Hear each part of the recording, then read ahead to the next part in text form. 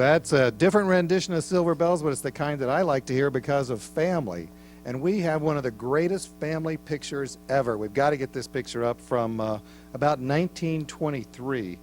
Let's go on to the next graphic. That's the one of the Lemon Drop Kid, but there it is. This is George Emmert and Bessie Maples Emmert. This is your mom and dad and some of your brothers, and are you in this picture? I'm sitting on Mother's lap. In the dress, the right? Baby. Yeah, you're in the dress there. Yeah. Dad. That's about 1923. 23. Yeah, 23. Yeah, 1923. So that great family picture, then let's go forth a few years, about 14 years to around 1937, where we've got some transportation in there. Oh, that's George's daddy's 1932 A model Ford. And that's Dad and Mother sitting on the bumper. And your Uncle Glenn is right behind Dad, and I'm right behind Glenn. Your Aunt Ruth is on the right fender. Yes, on the right fender. So tell me about Christmases, though, back then. What was different then? George.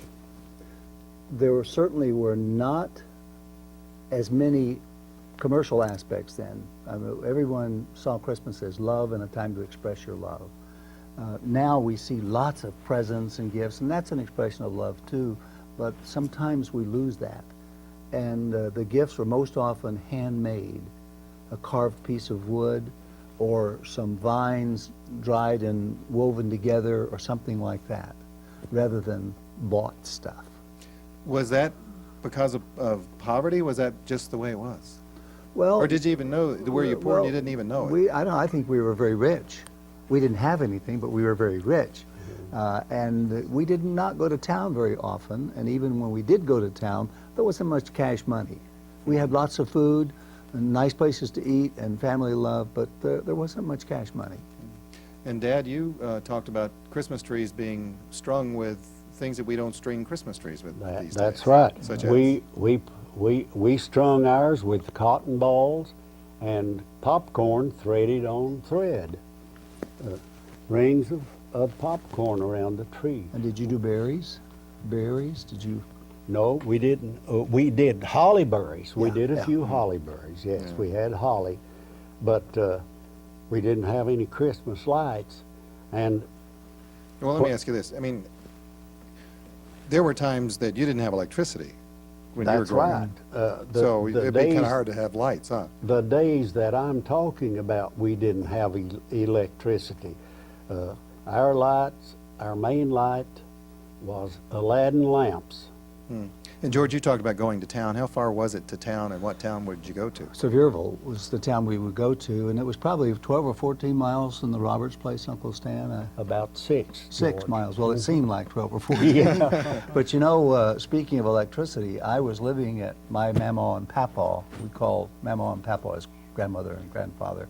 But I was living with them when the REA brought the power poles up the valley, and we first got electricity. I was there living with your dad and mom. And if I'm not mistaken, you were in the Air Force or in World War II. That was in 1947, George, when we got Wow, in 1947 is when you first got electricity. Well, you did okay for yourself, George, ending up as a president of a university. Yeah, everybody gets lucky now. But one thing about families, especially in the South and especially in the Smoky Mountains, is that what you hold in your hand, your guitars, huge, important part of the life back there. So let's go to a Delmore Brothers song from 1933, Gonna Lay Down My Old Guitar.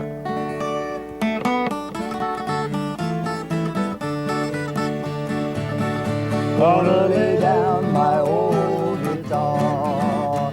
Gonna lay down my old guitar. Wish I could tie it to my side and take it along with me.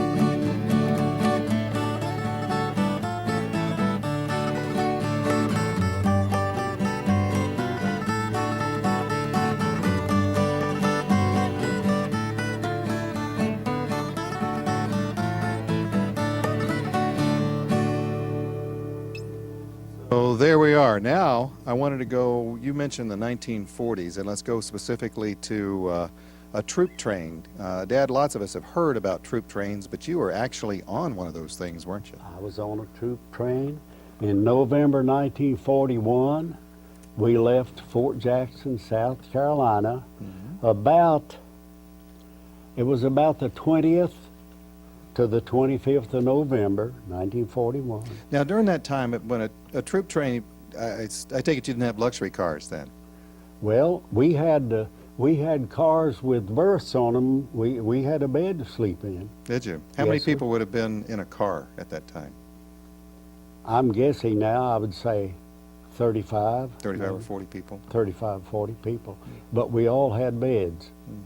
And we do, if we can get the map up, because that probably was a little bit of a long trip to go across country, and it's difficult for me to imagine in November of any year going all the way to San Francisco, because that's where you headed, right? Yes, we went through New Mexico. Well, of course, we went through Texas. You can't hardly go west without going through Texas. But we went through New Mexico and Arizona, and we hit California at Needles. No, you little took the town southern on route, the huh? border, the southern route.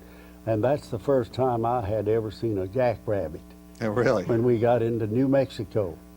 Well, let's go past the jackrabbit, though, and let's go to where you ended up. And Okay. in the middle of December of 1941, you were supposed to be going to the Philippines, but you got diverted?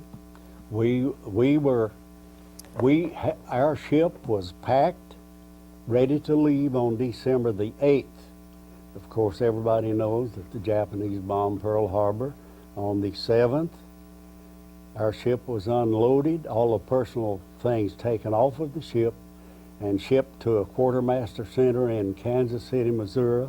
Our combat equipment, such as we had at that time, was loaded back on the ship, and we went to the island of Oahu. The buildings were still burning, and some of the airplanes were still smoking when we got there Oh. from the fire. I want to go to this great picture, though. It's of an 18-year-old Stan Emmert sitting there with a guitar, and you actually still have that guitar. And tell us a little bit about that. I bought that guitar in December 1941. It was used at that time, so I'm assuming that it was made in the 30s. Steel electric guitar made by Rickenbacker down in Los Angeles at that time. Plays very pretty music, Hawaiian type music. And so you were able to keep that. But we're not going to go a whole lot, though, into the military, but I want to fast forward then. You came back from Hawaii, and then you landed in, among other places, Jackson, Mississippi. Yes, I did. First of all, I had to go through Fort Benning, Georgia. I went through OCS there, and I was initially assigned to the OSS in Washington, D.C. at the Congressional Country Club. From there, I went to combat training in Camp Van Dorn, Mississippi. That was out in the boondocks, strictly a combat training outfit. Yep, and you got lonely and you met a girl out there, huh? Well, I met a girl while in Washington, D.C., Yeah. a pretty little girl. Yeah, yeah. So let's go to a picture from December the 5th, 1943, just a little bit more than 62 years ago. She's still a pretty little girl. Yeah, look at that. That's wedding day, and there is Mom and Dad, December 5th, 1943 in Jackson, Mississippi. And unfortunately, it wasn't long after that you had to leave her home and head to Europe. Went to England, to a replacement center in England, and from, of course, from England, I was assigned to a combat unit on July the 10th, 1944, just before the outbreak at St. Lo, France. Yep. And we won't get into the details of the war. Instead, what we'll do is to get into a song that probably says it